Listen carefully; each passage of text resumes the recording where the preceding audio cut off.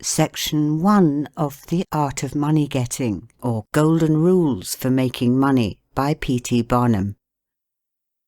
In the United States, where we have more land than people, it is not at all difficult for persons in good health to make money.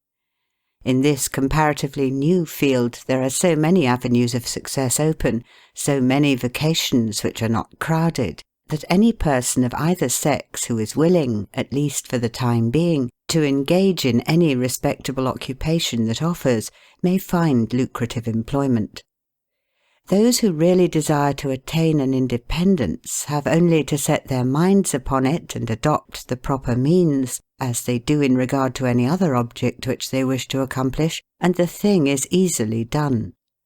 But however easy it may be found to make money, I have no doubt many of my hearers will agree it is the most difficult thing in the world to keep it. The road to wealth is, as Dr. Franklin truly says, as plain as the road to the mill. It consists simply in expending less than we earn. That seems to be a very simple problem. Mr. Micawber, one of those happy creations of the genial Dickens, puts the case in a strong light when he says that to have annual income of £20 per annum and spend £20 and sixpence is to be the most miserable of men, whereas to have an income of only £20 and spend but £19 and sixpence is to be the happiest of mortals. Many of my readers may say, "We understand this. This is economy, and we know economy is wealth. We know we can't eat our cake and keep it also." Yet I beg to say that perhaps more cases of failure arise from mistakes on this point than almost any other. The fact is, many people think they understand economy when they really do not. True economy is misapprehended, and people go through life without properly comprehending what that principle is. One says, "I have an income of so much, and here is my neighbour who has the same. Yet every year he gets something ahead and I fall short. Why is it? I know all about economy." He thinks he does, but he does not. There are men who think that economy consists in saving cheese parings and candle ends, in cutting off 2p from the laundress bill, and doing all sorts of little mean, dirty things. Economy is not meanness. The misfortune is also that this class of persons let their economy apply in only one direction. They fancy they are so wonderfully economical in saving a halfpenny when they ought to spend 2p that they think they can afford to squander in other directions. A few years ago, before kerosene oil was discovered or thought of, one might stop overnight at almost any farmer's house in the agricultural districts and get a very good supper, but after supper he might attempt to read in the sitting-room and would find it impossible with the inefficient light of one candle. The hostess, seeing his dilemma, would say, "It is rather difficult to read here evenings. The proverb says, 'You must have a ship at sea in order to be able to burn 2 candles at once. We never have an extra candle, except on extra occasions.' These extra occasions occur, perhaps, twice a year. In this way the good woman saves $5, $6, or $10 in that time. But the information which might be derived from having the extra light would, of course, far outweigh a ton of candles. But the trouble does not end here. Feeling that she is so economical in tallow candles, she thinks she can afford to go frequently to the village and spend $20 or $30 for ribbons and furbelows, many of which are not necessary. This false connote may frequently be seen in men of business, and in those instances it often runs to writing paper. You find good business men who save all the old envelopes and scraps, and would not tear a new sheet of paper if they could avoid it for the world. This is all very well. They may in this way save $5 or $10 a year, But being so economical, only in notepaper, they think they can afford to waste time, to have expensive parties and to drive their carriages. This is an illustration of Dr. Franklin's saving at the spigot and wasting at the bunghole, penny wise and pound foolish. Punch, in speaking of this one idea class of people, says they are like the man who bought a penny herring for his family's dinner and then hired a coach and four to take it home. I never knew a man to succeed by practicing this kind of economy. True economy consists in always making the income exceed the outgo. Wear the old clothes a little longer if necessary. Dispense with the new pair of gloves. Mend the old dress. Live on plainer food if need be. So that under all circumstances, unless some unforeseen accident occurs, there will be a margin in favour of the income. A penny here and a dollar there, placed at interest, goes on accumulating, and in this way the desired result is attained. It requires some training, perhaps, to accomplish this economy, but when once used to it, you will find there is more satisfaction in rational saving than in irrational spending. Here is a recipe which I recommend. I have found it to work an excellent cure for extravagance, and especially for mistaken economy. When you find that you have no surplus at the end of the year, and yet have a good income, I advise you to take a few sheets of paper and form them into a book, and mark down every item of expenditure.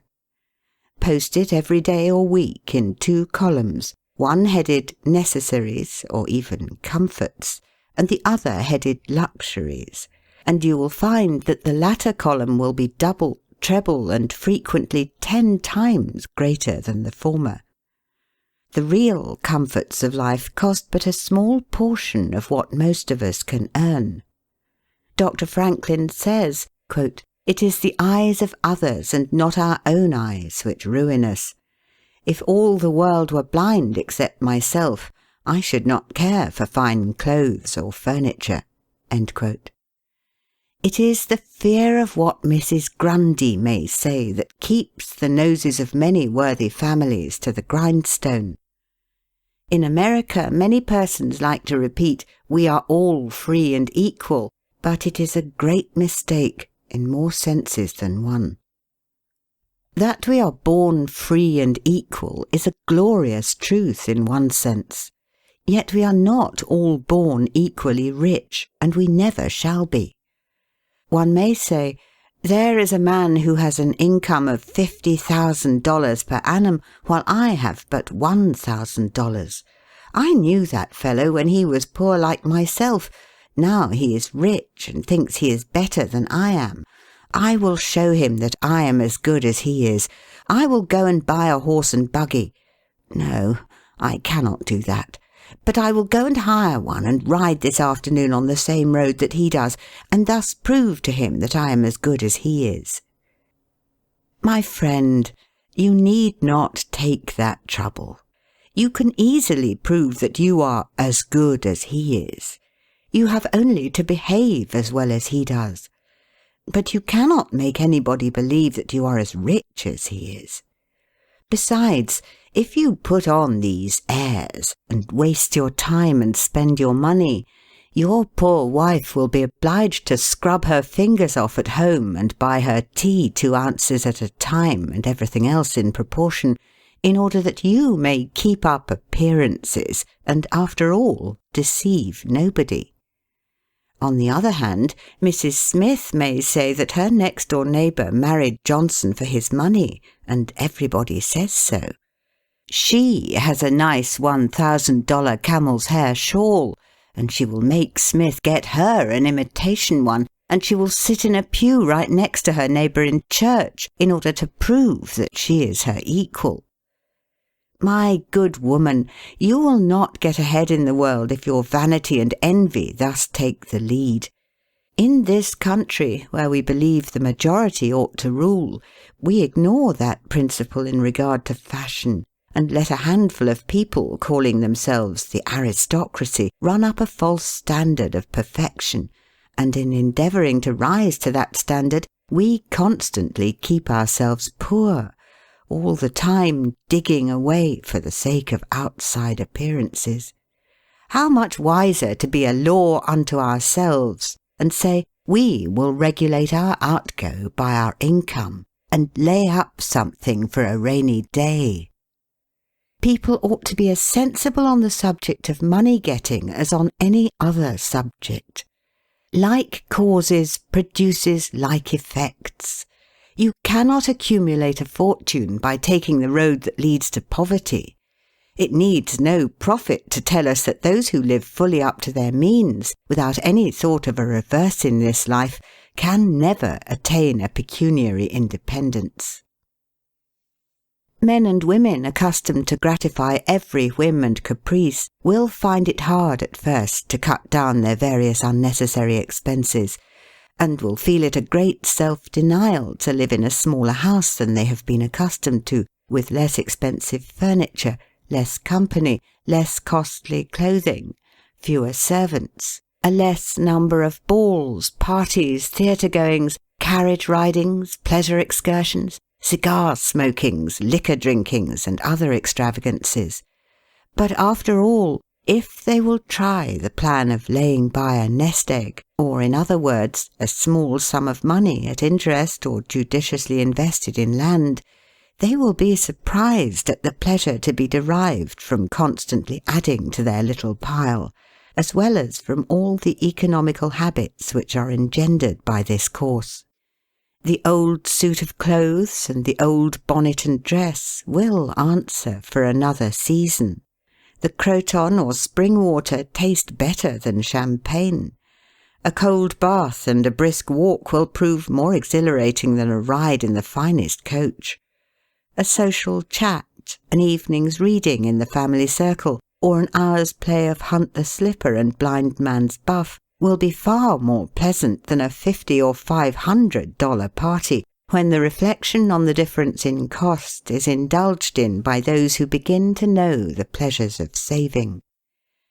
Thousands of men are kept poor, and tens of thousands are made so after they have acquired quite sufficient to support them well through life, in consequence of laying their plans of living on too broad a platform.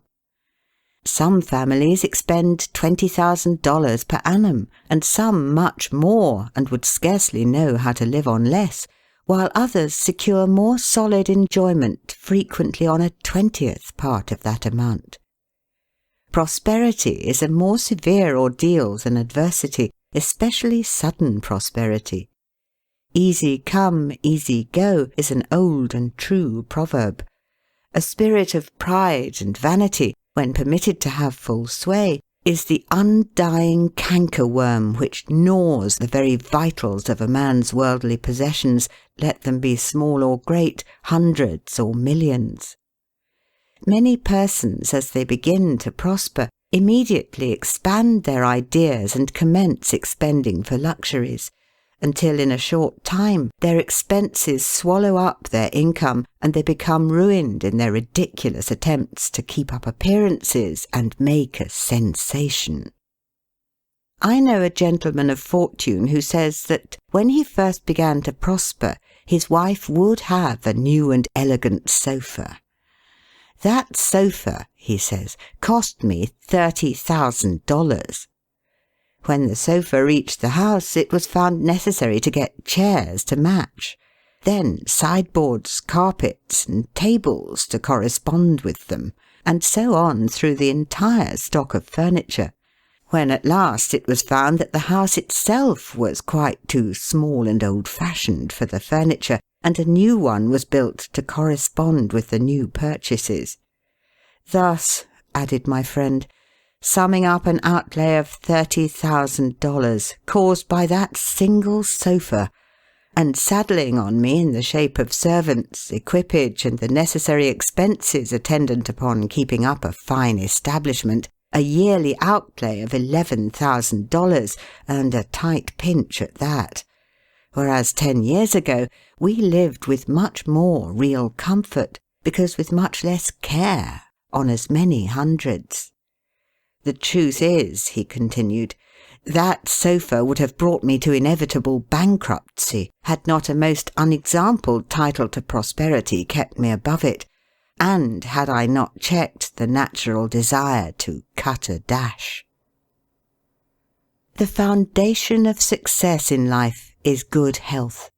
That is the substratum fortune. It is also the basis of happiness. A person cannot accumulate a fortune very well when he is sick. He has no ambition, no incentive, no force. Of course, there are those who have bad health and cannot help it. You cannot expect that such persons can accumulate wealth, but there are a great many in poor health who need not be so. If, then, sound health is the foundation of success and happiness in life, how important it is that we should study the laws of health, which is but another expression for the laws of nature. The nearer we keep to the laws of nature, the nearer we are to good health. And yet how many persons there are who pay no attention to natural laws, but absolutely transgress them, even against their own natural inclination. We ought to know that the sin of ignorance is never winked at in regard to the violation of nature's laws. Their infraction always brings the penalty. A child may thrust its finger into the flames without knowing it will burn, and so suffers. Repentance, even, will not stop the smart. Many of our ancestors knew very little about the principle of ventilation. They did not know much about oxygen, whatever other gin they might have been acquainted with, and consequently they built their houses with little 7 by 9 feet bedrooms, and these good old pious Puritans would lock themselves up in one of these cells, say their prayers, and go to bed. In the morning they would devoutly return thanks for the preservation of their lives during the night, and nobody had better reason to be thankful. Probably some big crack in the window or in the door let in a little fresh air and thus saved them. Many persons knowingly violate the laws of nature against their better impulses for the sake of fashion. For instance, there is one thing that nothing living except a vile worm ever naturally loved, and that is tobacco. Yet how many persons there are who deliberately train an unnatural appetite, and overcome this implanted aversion for tobacco to such a degree that they get to love it. They have got hold of a poisonous, filthy weed, or rather that takes a firm hold of them. Here are married men who run about spitting tobacco juice on the carpet and floors, and sometimes even upon their wives besides. They do not kick their wives out of doors like drunken men, but their wives, I have no doubt, often wish they were outside of the house. Another perilous feature is that this artificial appetite, like jealousy, grows by what it feeds on. When you love that which is unnatural, a stronger appetite is created for the hurtful thing than the natural desire for what is harmless. There is an old proverb which says that habit is second nature. But an artificial habit is stronger than nature. Take, for instance, an old tobacco chewer. His love for the quid is stronger than his love for any particular kind of food. He can give up roast beef easier than give up the weed. Young lads regret that they are not men. They would like to go to bed boys and wake up men. And to accomplish this, they copy the bad habits of their seniors. Little Tommy and Johnny see their fathers or uncles smoke a pipe, and they say, "If I could only do that, I would be a man too. Uncle John has gone out and left his pipe of tobacco. Let us try it." They take a match and light it, and then puff away. "We will learn to smoke. Do you like it, Johnny?" That lad dolefully replies, "Not very much. It tastes bitter." By and by he grows pale, but he persists, and he soon offers up a sacrifice on the altar of fashion.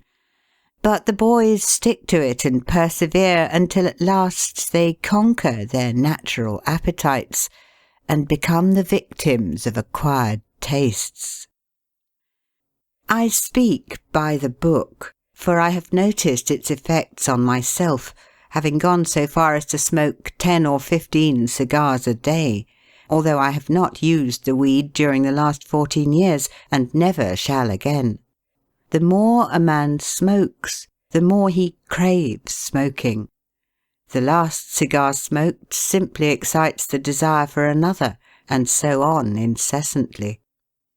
Take the tobacco chewer. In the morning, when he gets up, he puts a quid in his mouth and keeps it there all day, never taking it out except to exchange it for a fresh one, or when he is going to eat.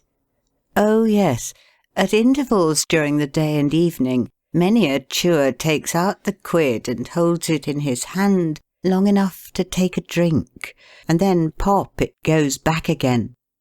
This simply proves that the appetite for rum is even stronger than that for tobacco.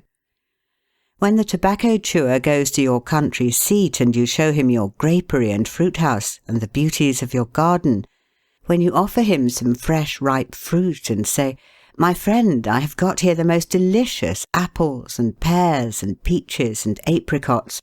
I have imported them from Spain, France and Italy.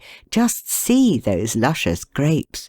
There is nothing more delicious nor more healthy than ripe fruit. So help yourself. I want to see you delight yourself with these things." He will roll the dear quid under his tongue and answer, "No, I thank you, I have got tobacco in my mouth." His palate has become narcotized by the noxious weed, and he has lost in a great measure the delicate and enviable taste for fruits. This shows what expensive, useless and injurious habits men will get into. I speak from experience. I have smoked until I trembled like an aspen leaf, the blood rushed to my head, and I had a palpitation of the heart which I thought was heart disease, till I was almost killed with fright. When I consulted my physician, he said, "Break off tobacco using." I was not only injuring my health and spending a great deal of money, but I was setting a bad example. I obeyed his counsel.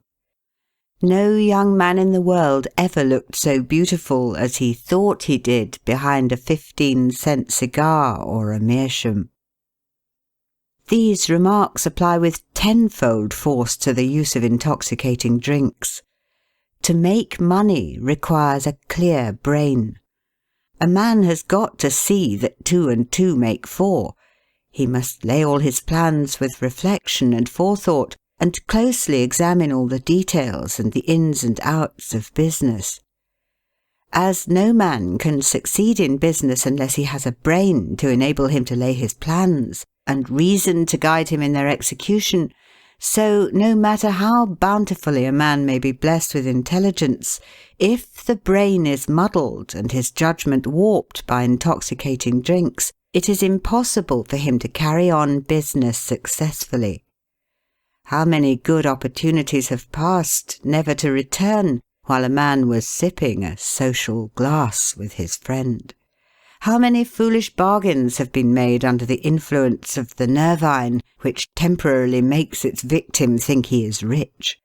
How many important chances have been put off until tomorrow, and then forever, because the wine cup has thrown the system into a state of lassitude, neutralizing the energies so essential to success in business? Verily, wine is a mocker.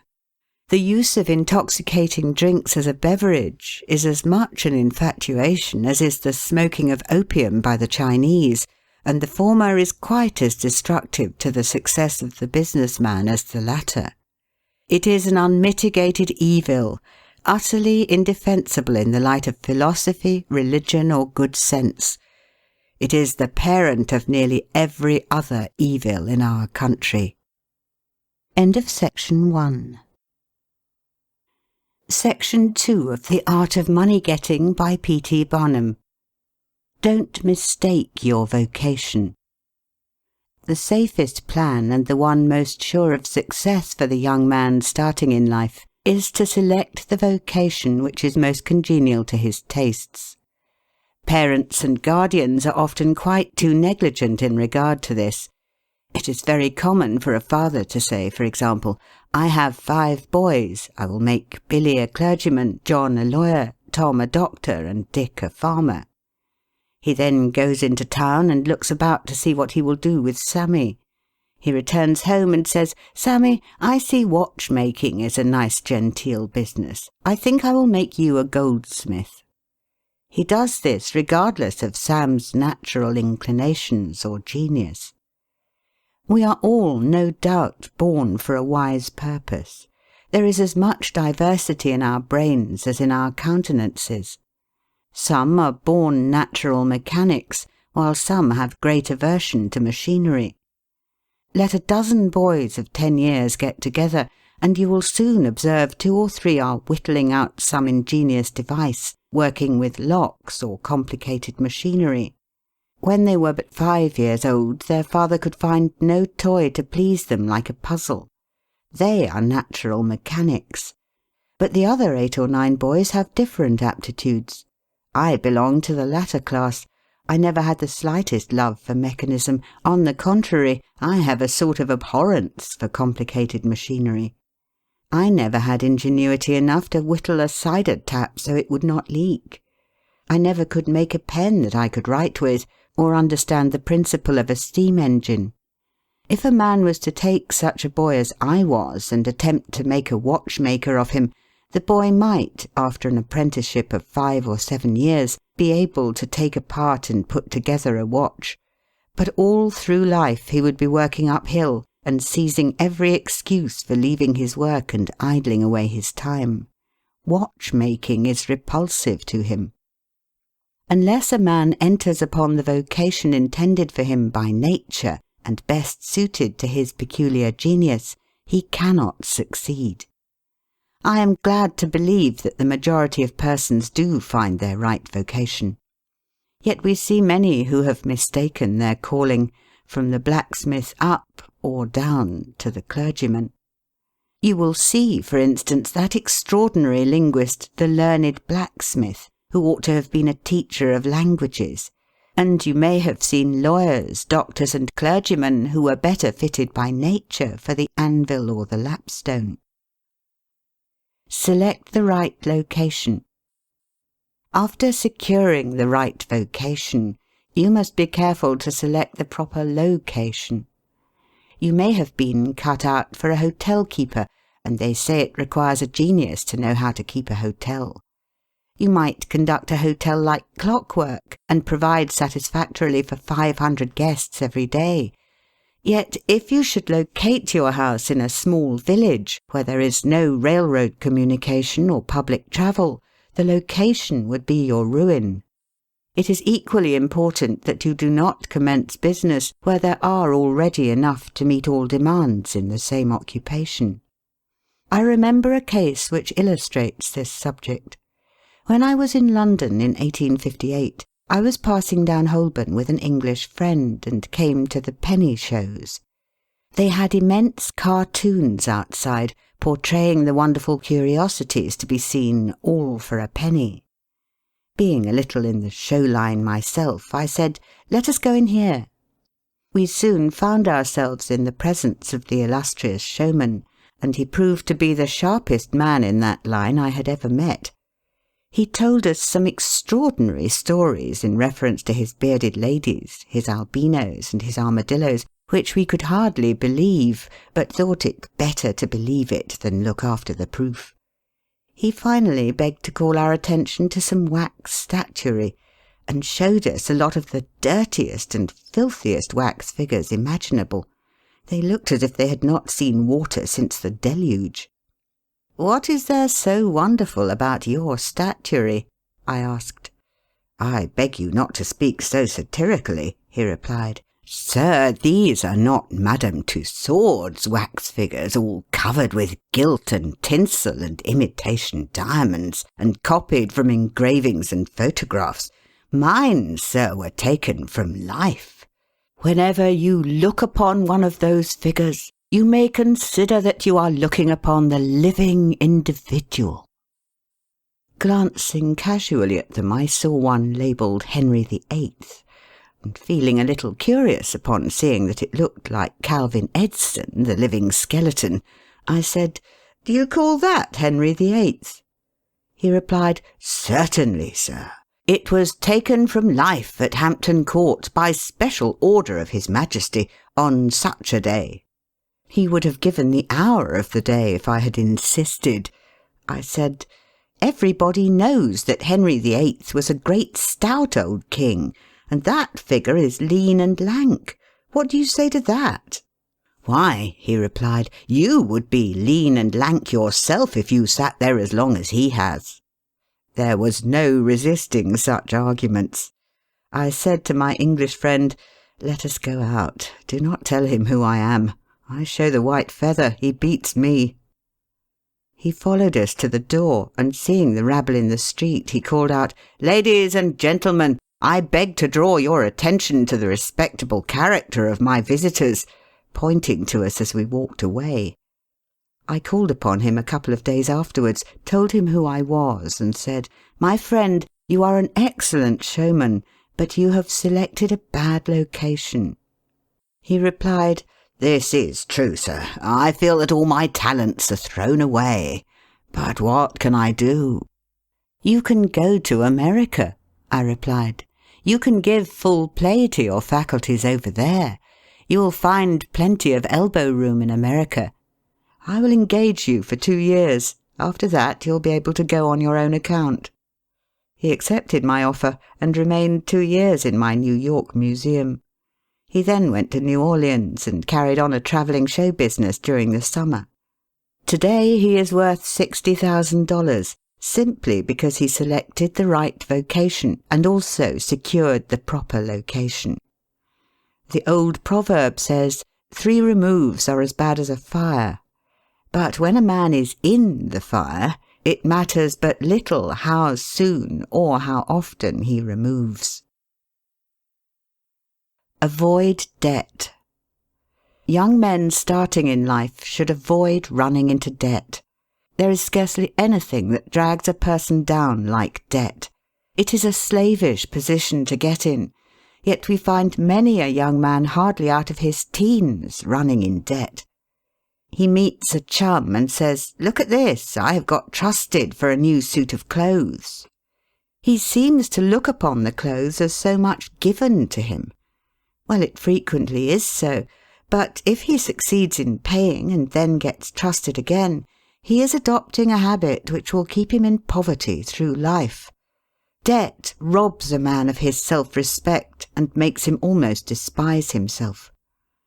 Grunting and groaning and working for what he has eaten up or worn out, and now, when he is called upon to pay up, he has nothing to show for his money, this is properly termed working for a dead horse. I do not speak of merchants buying and selling on credit, or of those who buy on credit in order to turn the purchase to a profit. The old Quaker said to his farmer son, "John, never get trusted, but if thee gets trusted for anything, let it be for manure, because that will help thee pay it back again." Mr. Beecher advised young men to get in debt if they could to a small amount in the purchase of land in the country districts. If a young man, he says, will only get in debt for some land and then get married, these 2 things will keep him straight, or nothing will. This may be safe to a limited extent, but getting in debt for what you eat and drink and wear is to be avoided. Some families have a foolish habit of getting credit at the stores, and thus frequently purchase many things which might have been dispensed with. It is all very well to say, "I have got trusted for 60 days, and if I don't have the money, the creditor will think nothing about it." There is no class of people in the world who have such good memories as creditors. When the 60 days run out, you will have to pay. If you do not pay, you will break your promise, and probably resort to a falsehood. You may make some excuse or get in debt elsewhere to pay it, but that only involves you the deeper. A good-looking, lazy young fellow was the apprentice boy Horatio. His employer said, "Horatio, did you ever see a snail?" "I think I have," he drawled out. "You must have met him then, for I'm sure you never overtook one," said the boss. Your creditor will meet you or overtake you and say, "Now, my young friend, you agreed to pay me. You have not done it. You must give me your note." You give the note on interest, and it commences working against you. It is a dead horse. The creditor goes to bed at night and wakes up in the morning better off than when he retired to bed, because his interest has increased during the night. But you grow poorer while you are sleeping, for the interest is accumulating against you. Money is in some respects like fire. It is a very excellent servant, but a terrible master. When you have it mastering you, when interest is constantly piling up against you, it will keep you down in the worst kind of slavery. But let money work for you, and you have the most devoted servant in the world. It is no eye-servant. There is nothing animate or inanimate that will work so faithfully as money when placed at interest, well secured. It works night and day, and in wet or dry weather. I was born in the Blue Law State of Connecticut, where the old Puritans had laws so rigid that it was said they fined a man for kissing his wife on Sunday. Yet these rich old Puritans would have thousands of dollars at interest, and on Saturday night would be worth a certain amount. On Sunday they would go to church and perform all the duties of a Christian. On waking up on Monday morning, they would find themselves considerably richer than the Saturday night previous, simply because their money placed at interest had worked faithfully for them all day Sunday, according to law. Do not let it work against you. If you do, there is no chance for success in life so far as money is concerned. John Randolph, the eccentric Virginian, once exclaimed in Congress, "Mr. Speaker, I have discovered the philosopher's stone. Pay as you go." This is indeed nearer to the philosopher's stone than any alchemist has ever yet arrived. Persevere. When a man is in the right path, he must persevere. I speak of this because there are some persons who are born tired, naturally lazy and possessing no self-reliance and no perseverance. But they can cultivate these qualities, as Davy Crockett said, "This thing remember when I am dead, be sure you are right, then go ahead." It is this go-aheaditiveness, this determination not to let the horrors or the blues take possession of you so as to make you relax your energies in the struggle for independence, which you must cultivate. How many have almost reached the goal of their ambition, but losing faith in themselves have relaxed their energies, and the golden prize has been lost forever. It is no doubt often true, as Shakespeare says, "There is a tide in the affairs of men, which, taken at the flood, leads on to fortune." If you hesitate, some bolder hand will stretch out before you and get the prize. Remember the proverb of Solomon, "He becometh poor that dealeth with a slack hand, but the hand of the diligent maketh rich." Perseverance is sometimes but another word for self-reliance. Many persons naturally look on the dark side of life and borrow trouble. They are born so. Then they ask for advice, and they will be governed by one wind and blown by another, and cannot rely upon themselves. Until you can get so that you can rely upon yourself, you need not expect to succeed. I have known men personally who have met with pecuniary reverses and absolutely committed suicide because they thought they could never overcome their misfortune. But I have known others who have met more serious financial difficulties and have bridged them over by simple perseverance, aided by a firm belief that they were doing justly and that Providence would overcome evil with good. You will see this illustrated in any sphere of life. Take two generals, both understand military tactics, both educated at West Point, if you please, both equally gifted. Yet one having this principle of perseverance, and the other lacking it, the former will succeed in his profession, while the latter will fail. One may hear the cry, "The enemy are coming, and they have got cannon." "Got cannon?" says the hesitating general. "Yes." "Then halt every man." He wants time to reflect. His hesitation is his ruin.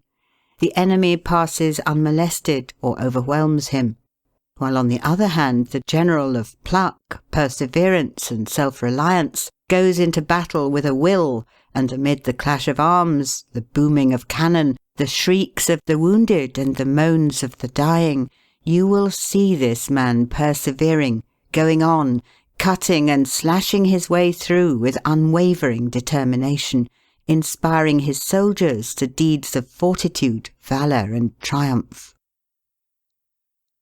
Whatever you do, do it with all your might. Work at it, if necessary, early and late, in season and out of season, not leaving a stone unturned, and never deferring for a single hour that which can be done just as well now. The old proverb is full of truth and meaning.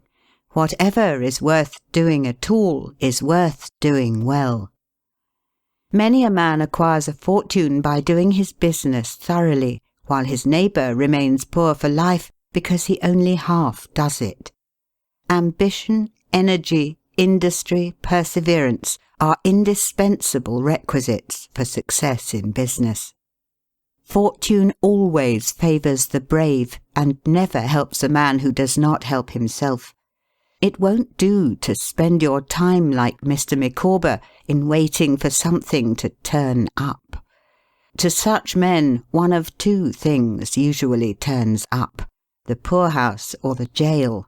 For idleness breeds bad habits and clothes a man in rags.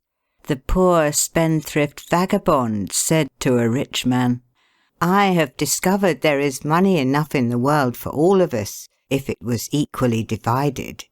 This must be done, and we shall all be happy together." "But," was the response, "if everybody was like you, it would be spent in 2 months, and what would you do then?" "Oh, divide again. Keep dividing, of course." I was recently reading in a London paper an account of a like philosophic pauper who was kicked out of a cheap boarding-house because he could not pay his bill, but he had a roll of papers sticking out of his coat pocket which, upon examination, proved to be his plan for paying off the national debt of England without the aid of a penny. People have got to do as Cromwell said: not only trust in Providence, but keep the powder dry. Do your part of the work, or you cannot succeed.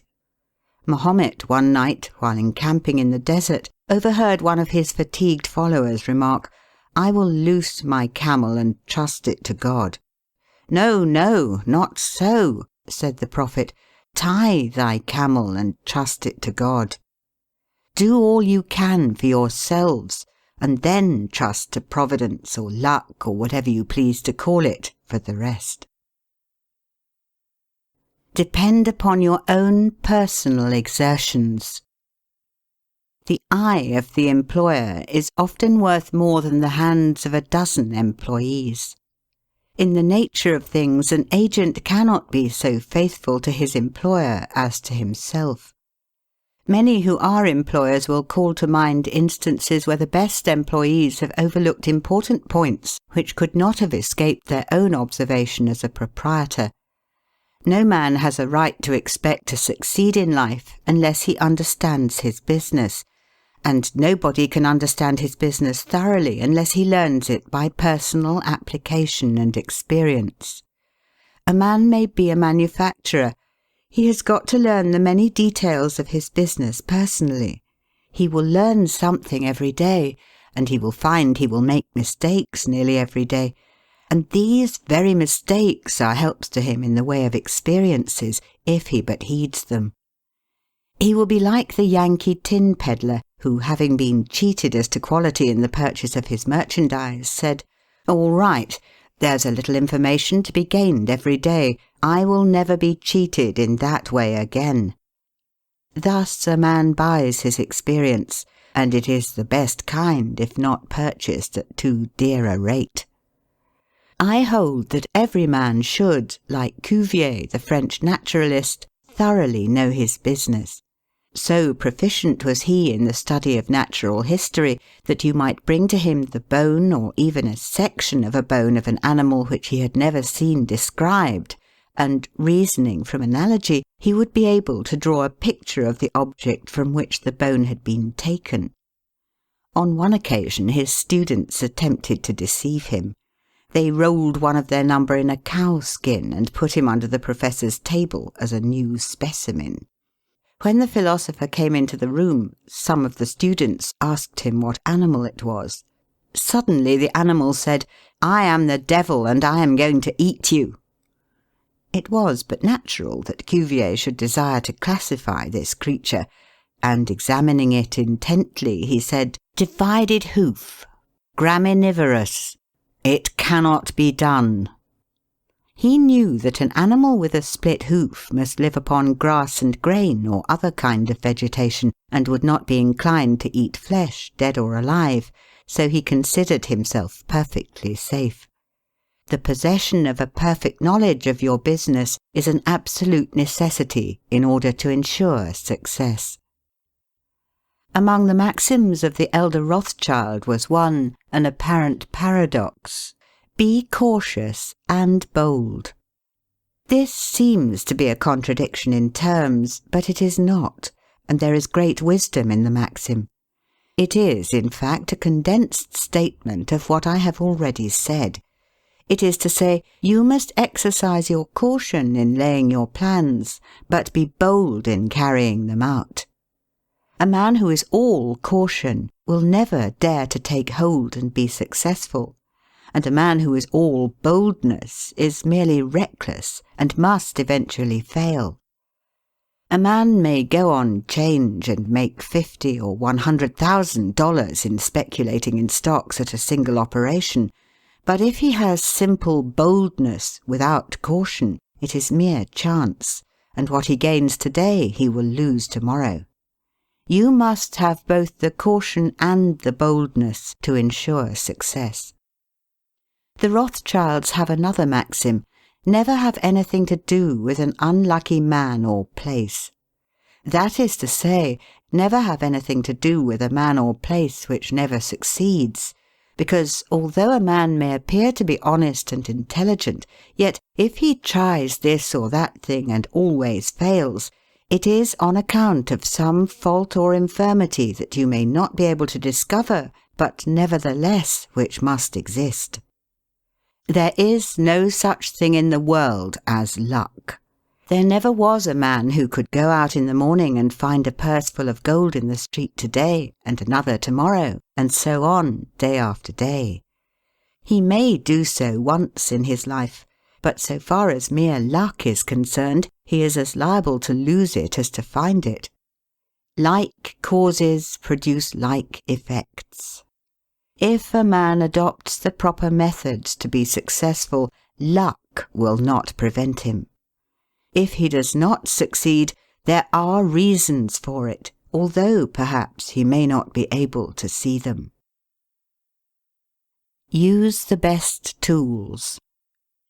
Men in engaging employees should be careful to get the best. Understand, you cannot have two good tools to work with, and there is no tool you should be so particular about as living tools. If you get a good one, it is better to keep him than keep changing. He learns something every day, and you are benefited by the experience he acquires. He is worth more to you this year than last, and he is the last man to part with, provided his habits are good and he continues faithful. If, as he gets more valuable, he demands an exorbitant increase of salary, on the supposition that you can't do without him, let him go. Whenever I have such an employee, I always discharge him. First, to convince him that his place may be supplied, and second, because he is good for nothing if he thinks he is invaluable and cannot be spared. But I would keep him, if possible, in order to profit from the result of his experience. An important element in an employee is the brain. You can see bills up, hands wanted, but hands are not worth a great deal without heads. Mr. Beecher illustrates this in this wise. An employee offers his services by saying, "I have a pair of hands and one of my fingers thinks." "That is very good," says the employer. Another man comes along and says he has 2 fingers that think. "Ah, that is better." But a third calls in and says that all his fingers and thumbs think. That is better still. Finally, another steps in and says, "I have a brain that thinks. I think all over. I am a thinking as well as a working man." "You are the man I want," says the delighted employer. Those men who have brains and experience are therefore the most valuable, and not to be readily parted with. It is better for them as well as yourself to keep them at reasonable advances in their salaries from time to time. Don't get above your business. Young men, after they get through their business training or apprenticeship, instead of pursuing their avocation and rising in their business, will often lie about doing nothing. They say, "I have learned my business, but I am not going to be a hireling. What is the object of learning my trade or profession unless I establish myself?" Have you capital to start with? No, but I am going to have it. How are you going to get it? I will tell you confidentially. I have a wealthy old aunt, and she will die pretty soon, but if she does not, I expect to find some rich old man who will lend me a few thousands to give me a start. If I only get the money to start with, I will do well.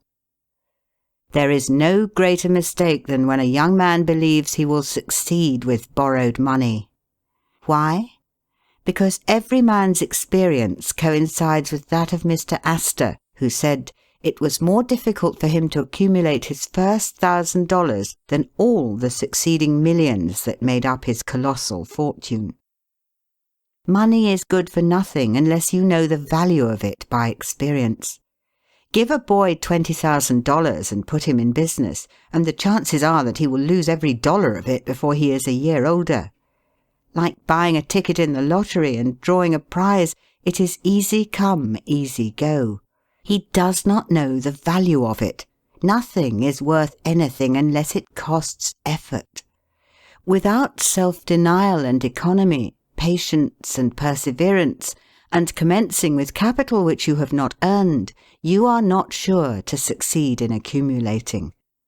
Young men, instead of waiting for dead men's shoes, should be up and doing, for there is no class of persons who are so unaccommodating in regard to dying as these rich old people, and it is fortunate for the expectant heirs that it is so. 9 out of 10 of the rich men of our country today started out in life as poor boys, with determined wills, industry, perseverance, economy, and good habits. They went on gradually, made their own money, and saved it. And this is the best way to acquire a fortune.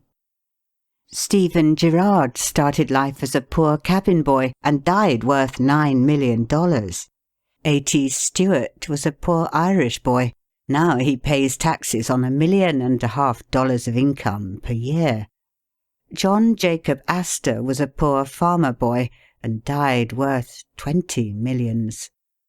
Cornelius Vanderbilt began life rowing a boat from Staten Island to New York.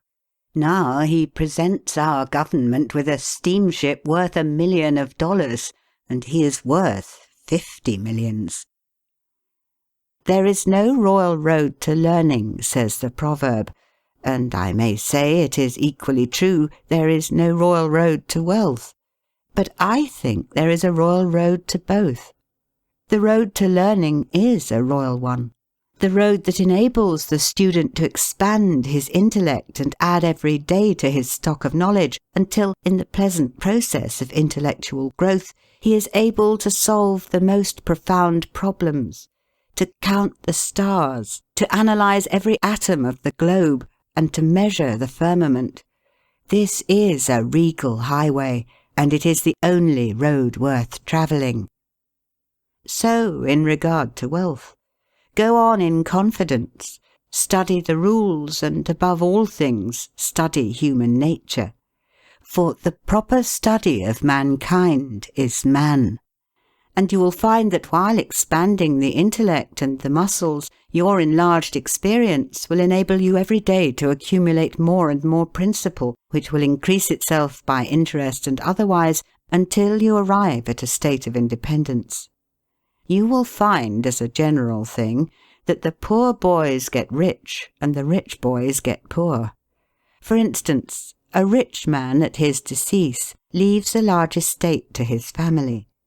His eldest sons, who have helped him earn his fortune, know by experience the value of money, and they take their inheritance and add to it. The separate portions of the young children are placed at interest, and the little fellows are patted on the head and told a dozen times a day, "You are rich. You will never have to work. You can always have whatever you wish, for you were born with a golden spoon in your mouth." The young heir soon finds out what that means. He has the finest dresses and playthings. He is crammed with sugar candies and almost killed with kindness, and he passes from school to school, petted and flattered. He becomes arrogant and self-conceited, abuses his teachers and carries everything with a high hand. He knows nothing of the real value of money, having never earned any, but he knows all about the golden spoon business. At college, he invites his poor fellow-students to his room, where he wines and dines them. He is cajoled and caressed, and called a glorious good fellow because he is so lavish of his money. He gives his game suppers, drives his fast horses, invites his chums to fêtes and parties, determined to have lots of good times. He spends the night in frolics and debauchery, and leads off his companions with the familiar song, "We won't go home till morning." He gets them to join him in pulling down signs, taking gates from their hinges and throwing them into backyards and horse-ponds. If the police arrest them, he knocks them down, is taken to the lock-up, and joyfully foots the bills. "Ha, my boys," he cries, "what is the use of being rich if you can't enjoy yourself?" He might more truly say, if you can't make a fool of yourself. But he is fast, hates slow things, and don't see it. Young men loaded down with other people's money are almost sure to lose all they inherit, and they acquire all sorts of bad habits which in the majority of cases ruin them in health, purse, and character. In this country, one generation follows another, and the poor of today are rich in the next generation, or the third. Their experience leads them on, and they become rich, and they leave vast riches to their young children. These children, having been reared in luxury, are inexperienced and get poor. And after long experience, another generation comes on and gathers up riches again in turn. And thus history repeats itself. And happy is he who, by listening to the experience of others, avoids the rocks and shoals on which so many have been wrecked. In England, the business makes the man. If a man in that country is a mechanic or working man, he is not recognised as a gentleman. On the occasion of my first appearance before Queen Victoria, the Duke of Wellington asked me what sphere in life General Tom Thumb's parents were in. "His father is a carpenter," I replied. "Oh, I had heard he was a gentleman," was the response of His Grace. In this republican country, the man makes the business. No matter whether he is a blacksmith, a shoemaker, a farmer, banker, or lawyer, So long as his business is legitimate, he may be a gentleman. So any legitimate business is a double blessing. It helps the man engaged in it, and also helps others. The farmer supports his own family, but he also benefits the merchant or mechanic who needs the products of his farm. The tailor not only makes a living by his trade, but he also benefits the farmer, the clergyman, and others who cannot make their own clothing. But all these classes of men may be gentlemen. The great ambition should be to excel all others engaged in the same occupation. The college student who was about graduating said to an old lawyer, "I have not yet decided which profession I will follow. Is your profession full?" "The basement is much crowded, but there is plenty of room upstairs," was the witty and truthful reply. No profession, trade, or calling is overcrowded in the upper story. Wherever you find the most honest and intelligent merchant or banker, or the best lawyer, the best doctor, the best clergyman, the best shoemaker, carpenter, or anything else, that man is most sought for and has always enough to do. As a nation, Americans are too superficial. They are striving to get rich quickly, and do not generally do their business as substantially and thoroughly as they should. But whoever excels all others in his own line, if his habits are good and his integrity undoubted, cannot fail to secure abundant patronage and the wealth that naturally follows. Let your motto then always be Excelsior, for by living up to it, there is no such word as fail. Learn something useful. Every man should make his son or daughter learn some useful trade or profession, so that in these days of changing fortunes, of being rich today and poor tomorrow, they may have something tangible to fall back upon. This provision might save many persons from misery who by some unexpected turn of fortune have lost all their means. End of section 2. Section 3 of The Art of Money Getting by P.T. Barnum. Let hope predominate, but be not too visionary. Many persons are always kept poor because they are too visionary. Every project looks to them like certain success, and therefore they keep changing from one business to another, always in hot water, always under the harrow.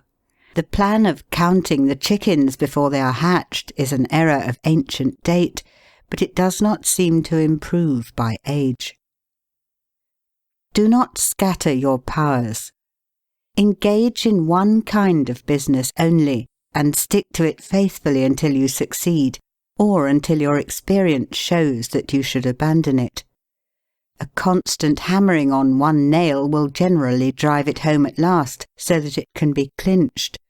When a man's undivided attention is centered on one object, his mind will constantly be suggesting improvements of value, which would escape him if his brain was occupied by a dozen different subjects at once. Many a fortune has slipped through a man's fingers because he was engaged in too many occupations at a time.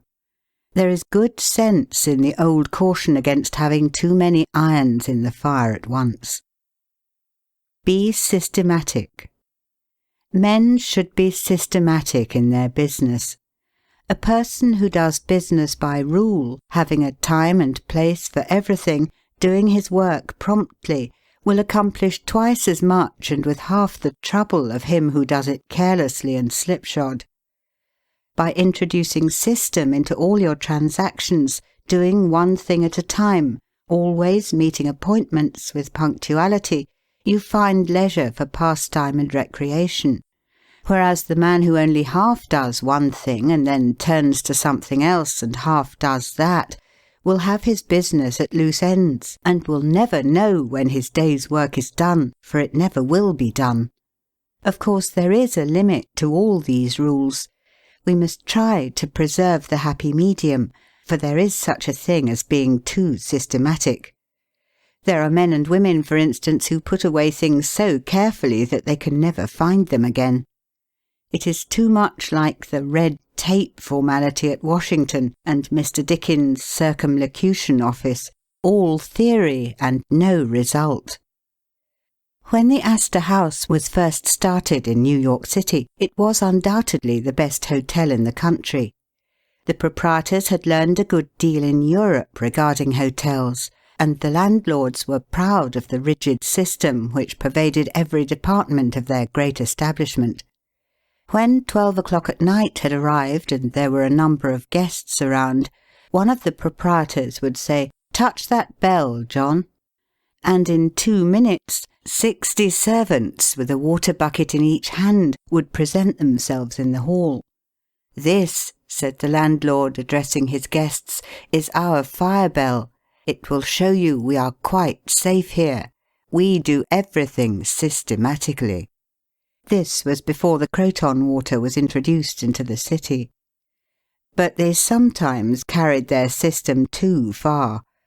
On one occasion, when the hotel was thronged with guests, one of the waiters was suddenly indisposed, and although there were 50 waiters in the hotel, the landlord thought he must have his full complement or his system would be interfered with.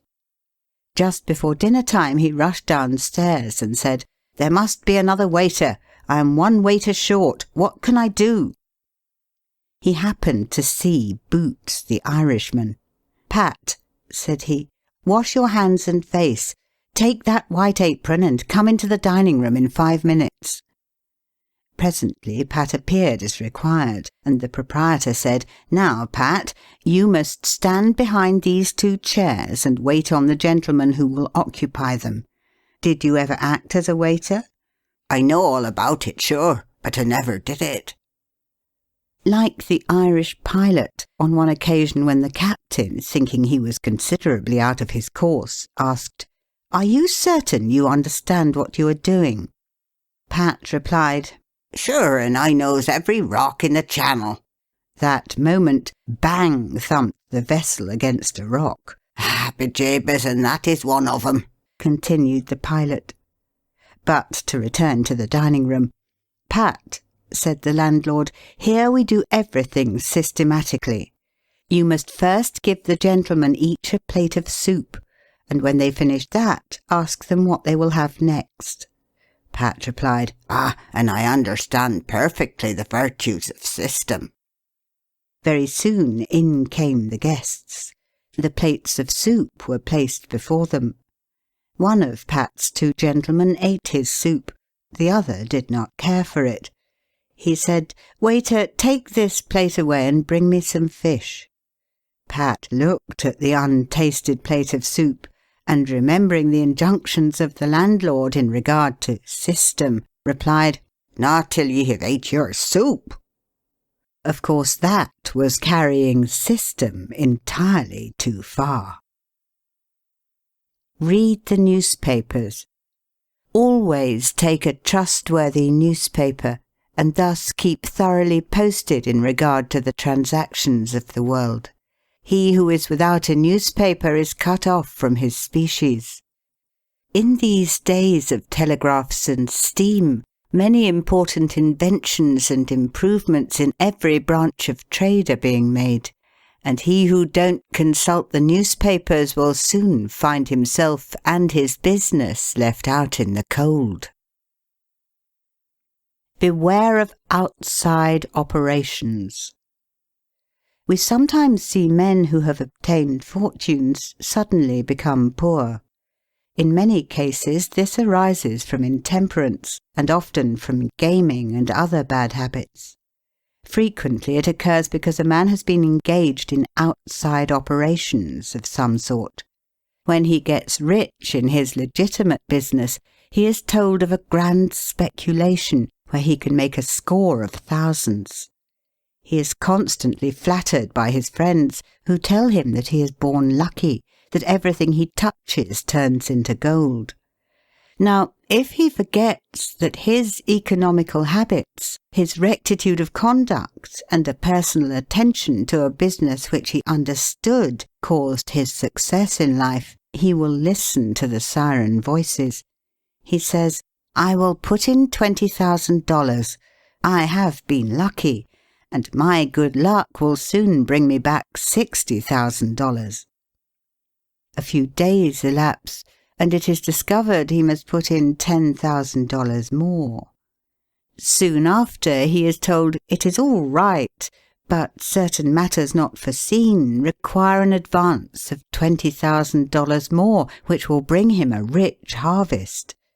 But before the time comes around to realize, the bubble bursts. He loses all he is possessed of, and then he learns what he ought to have known at the first, that however successful a man may be in his own business, if he turns from that and engages in a business which he don't understand, he is like Samson when shorn of his locks. His strength has departed, and he becomes like other men. If a man has plenty of money, he ought to invest something in everything that appears to promise success and that will probably benefit mankind. But let the sums thus invested be moderate in amount, and never let a man foolishly jeopardize a fortune that he has earned in a legitimate way by investing it in things in which he has had no experience. Don't endorse without security. I hold that no man ought ever to endorse a note or become security for any man, be it his father or brother, to a greater extent than he can afford to lose and care nothing about, without taking good security. Here is a man that is worth $20,000. He is doing a thriving manufacturing or mercantile trade. You are retired and living on your money. He comes to you and says, "You are aware that I am worth $20,000 and don't owe a dollar. If I had $5,000 in cash, I could purchase a particular lot of goods and double my money in a couple of months. Will you endorse my note for that amount?" You reflect that he is worth $20,000, and you incur no risk by endorsing his note. You like to accommodate him, and you lend your name without taking the precaution of getting security. Shortly after, he shows you the note with your endorsement cancelled, and tells you, probably truly, that he made the profit that he expected by the operation. You reflect that you have done a good action, and the thought makes you feel happy. By and by the same thing occurs again, and you do it again. You have already fixed the impression in your mind that it is perfectly safe to endorse his notes without security. But the trouble is, this man is getting money too easily. He has only to take your note to the bank, get it discounted, and take the cash. He gets money for the time being without effort, without inconvenience to himself. Now mark the result. He sees a chance for speculation outside of his business. A temporary investment of only $10,000 is required. It is sure to come back before a note at the bank would be due. He places a note for that amount before you. You sign it almost mechanically. Being firmly convinced that your friend is responsible and trustworthy, you endorse his notes as a matter of course. Unfortunately, the speculation does not come to a head quite so soon as was expected, and another $10,000 note must be discounted to take up the last one when due. Before this note matures, the speculation has proved an utter failure, and all the money is lost. Does the loser tell his friend, the endorser, that he has lost half of his fortune? Not at all. He don't even mention that he has speculated at all. But he has got excited. The spirit of speculation has seized him. He sees others making large sums in this way. We seldom hear of the losers. And like other speculators, he looks for his money where he loses it. He tries again. Endorsing notes has become chronic with you, and at every loss he gets your signature for whatever amount he wants. Finally, you discover your friend has lost all of his property and all of yours. You are overwhelmed with astonishment and grief, and you say, "It is a hard thing. My friend here has ruined me." But you should add, I have also ruined him. If you had said in the first place, I will accommodate you, but I never endorse without taking ample security, he could not have gone beyond the length of his tether, and he would never have been tempted away from his legitimate business. It is a very dangerous thing, therefore, at any time, to let people get possession of money too easily. It tempts them to hazardous speculations, if nothing more. Solomon truly said, "He that hateth suretyship is sure." So with the young man starting in business. Let him understand the value of money by earning it. When he does understand its value, then grease the wheels a little in helping him to start business. But remember, men who get money with too great facility cannot usually succeed. You must get the first dollars by hard knocks and at some sacrifice in order to appreciate the value of those dollars. Advertise your business. We all depend, more or less, upon the public for our support. We all trade with the public. Lawyers, doctors, shoemakers, artists, blacksmiths, showmen, opera singers, railroad presidents, and college professors. Those who deal with the public must be careful that their goods are valuable, that they are genuine and will give satisfaction.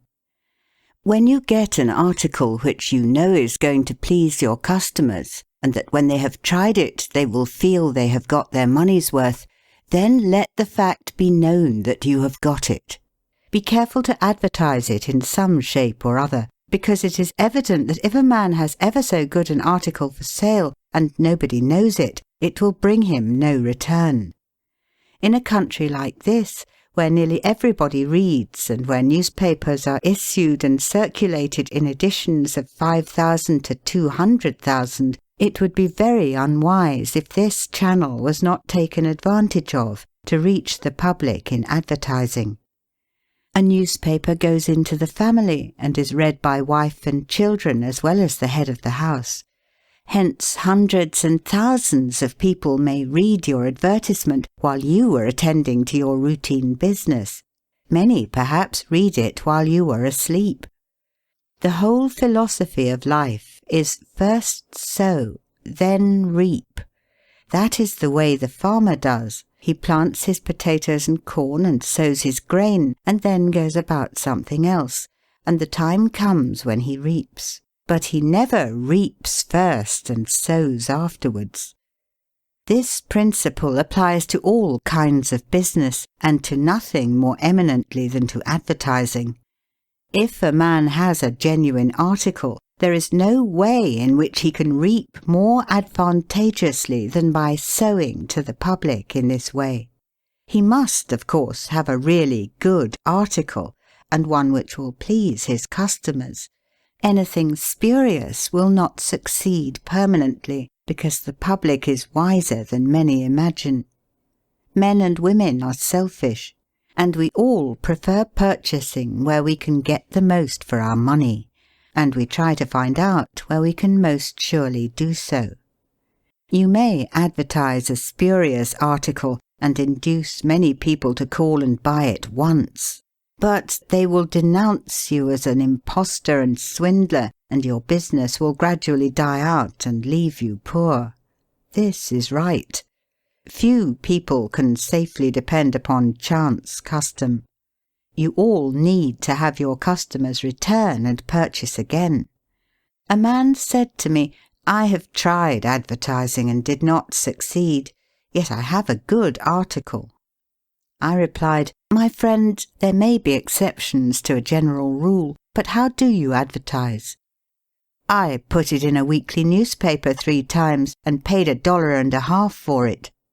I replied, "Sir, advertising is like learning. A little is a dangerous thing." A French writer says that the reader of a newspaper does not see the first insertion of an ordinary advertisement. The second insertion he sees but does not read. The third insertion he reads. The fourth insertion he looks at the price. The 5th insertion, he speaks of it to his wife. The 6th insertion, he is ready to purchase. And the 7th insertion, he purchases. Your object in advertising is to make the public understand what you have got to sell. And if you have not the pluck to keep advertising until you have imparted that information, all the money you have spent is lost. You are like the fellow who told the gentleman if he would give him 10 cents it would save him $1. "How can I help you so much with so small a sum?" asked the gentleman in surprise. "I started out this morning," hiccuped the fellow, "with the full determination to get drunk, and I have spent my only $1 to accomplish the object, and it has not quite done it. 10 cents worth more of whiskey would just do it, and in this manner I should save the $1 already expended." So a man who advertises at all must keep it up until the public know who and what he is, and what his business is, or else the money invested in advertising is lost. Some men have a peculiar genius for writing a striking advertisement, one that will arrest the attention of the reader at first sight. This tact, of course, gives the advertiser a great advantage. Sometimes a man makes himself popular by an unique sign or a curious display in his window. Recently I observed a swing sign extending over the sidewalk in front of a store, on which was the inscription in plain letters, "Don't read the other side." Of course I did, and so did everybody else. And I learned that the man had made an independence by first attracting the public to his business in that way, and then using his customers well afterwards. Genin the Hatter bought the first Jenny Lind ticket at auction for $225 because he knew it would be a good advertisement for him. "Who is the bidder?" said the auctioneer as he knocked down that ticket at Castle Garden. "Genin the Hatter," was the response. Here were thousands of people from the Fifth Avenue and from distant cities in the highest stations in life. "Who is Genin the Hatter?" they exclaimed. They had never heard of him before. The next morning the newspapers and telegraph had circulated the facts from Maine to Texas, and from 5 to 10 millions of people had read that the tickets sold at auction for Jenny Lind's first concert amounted to about $20,000, and that a single ticket was sold at $225 to Genin the Hatter. Men throughout the country involuntarily took off their hats to see if they had a Genin hat on their heads. At a town in Iowa it was found that in the crowd around the post office there was one man who had a Genin hat, and he showed it in triumph, although it was worn out and not worth 2 cents. "Why," one man exclaimed, "you have a real Genin hat. What a lucky fellow you are." Another man said, "Hang on to that hat. It will be a valuable heirloom in your family." Still another man in the crowd, who seemed to envy the possessor of this good fortune, said, "Come, give us all a chance. Put it up at auction." He did so, and it was sold as a keepsake for $9.50. What was the consequence to Mr. Genin? He sold 10,000 extra hats per annum the first 6 years. 9/10 of the purchasers bought of him probably out of curiosity, and many of them, finding that he gave them an equivalent for their money, became his regular customers. This novel advertisement first struck their attention, and then, as he made a good article, they came again. Now, I don't say that everybody should advertise as Mr. Genin did, but I say if a man has got goods for sale and he don't advertise them in some way, the chances are that some day the sheriff will do it for him. Nor do I say that everybody must advertise in a newspaper, or indeed use printer's ink at all. On the contrary, although that article is indispensable in the majority of cases, yet doctors and clergymen and sometimes lawyers and some others can more effectually reach the public in some other manner. But it is obvious they must be known in some way, else how could they be supported? Be polite and kind to your customers. Politeness and civility are the best capital ever invested in business. Large stores, gilt signs, flaming advertisements will all prove unavailing if you or your employees treat your patrons abruptly. The truth is, the more kind and liberal a man is, the more generous will be the patronage bestowed upon him. Like begets like. The man who gives the greatest amount of goods of a corresponding quality for the least sum, still reserving to himself a profit, will generally succeed best in the long run. This brings us to the golden rule.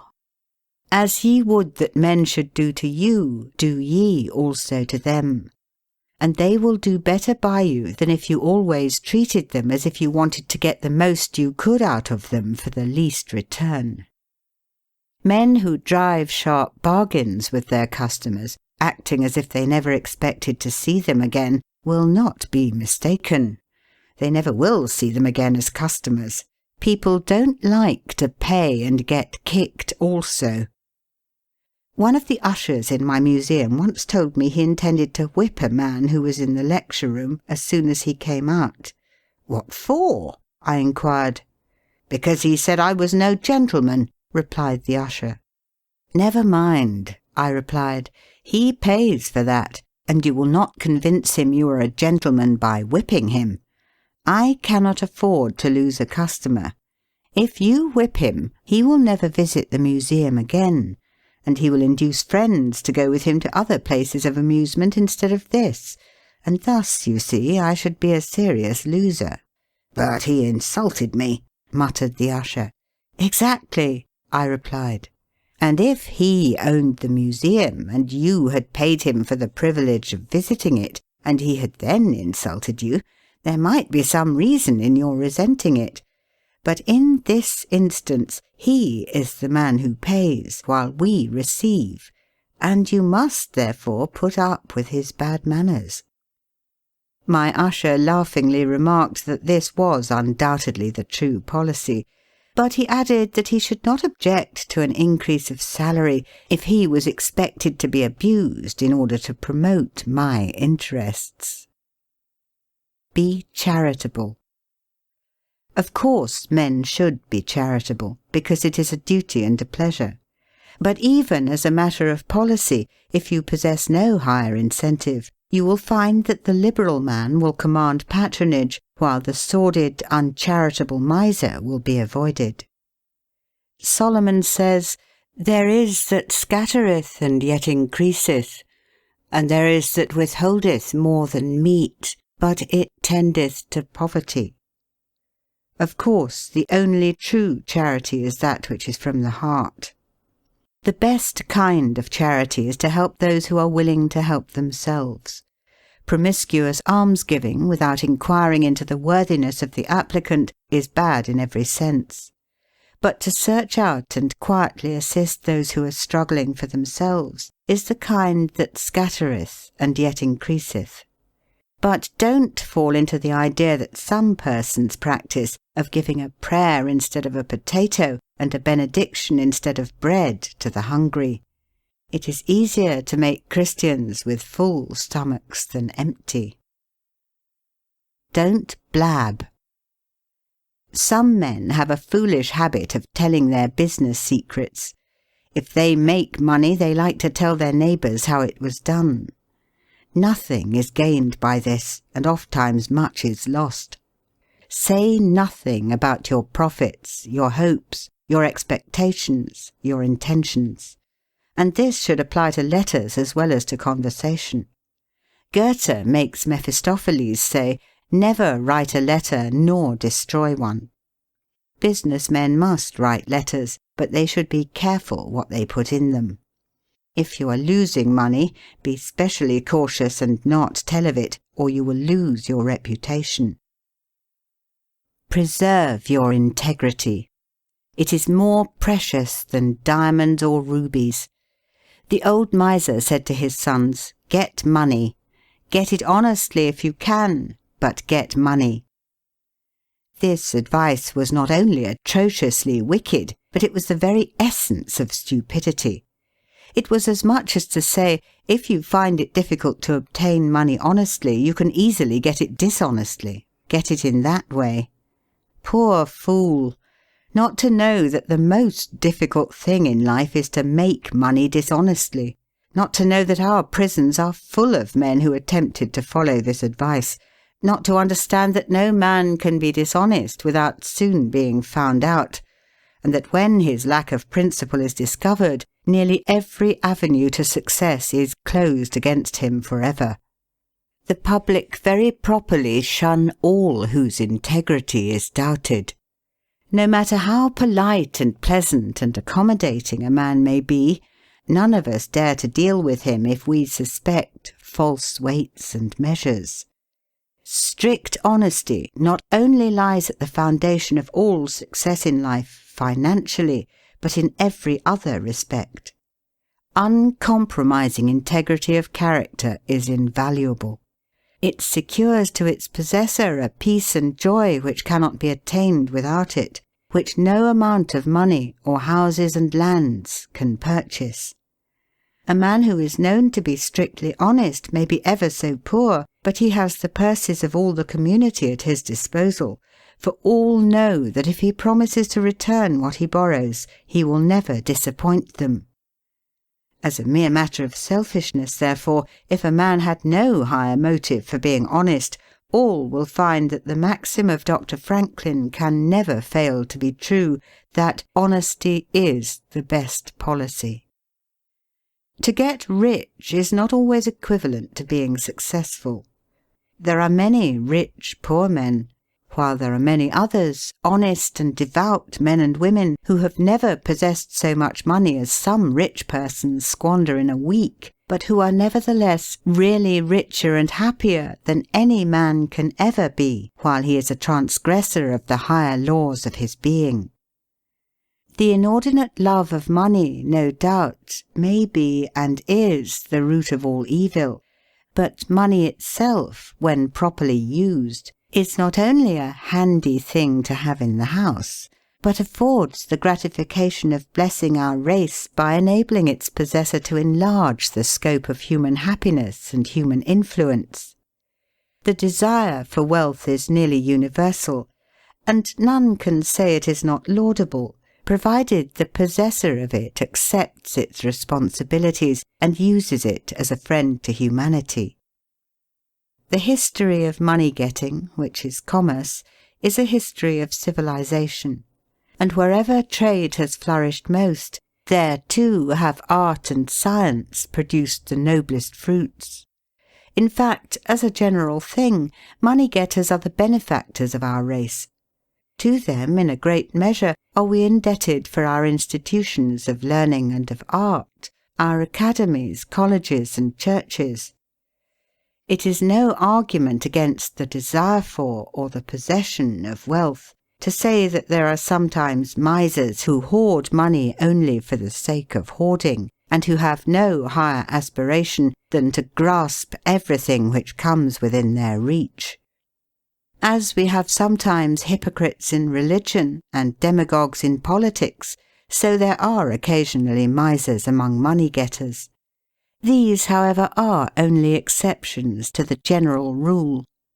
But when, in this country, we find such a nuisance and stumbling block as a miser, we remember with gratitude that in America we have no laws of primogeniture, and that in the due course of nature the time will come when the hoarded dust will be scattered for the benefit of mankind. To all men and women, therefore, do I conscientiously say, make money honestly and not otherwise, for Shakespeare has truly said, "He that wants money, means, and content is without 3 good friends." End of The Art of Money Getting, or Golden Rules for Making Money, by P. T. Barnum.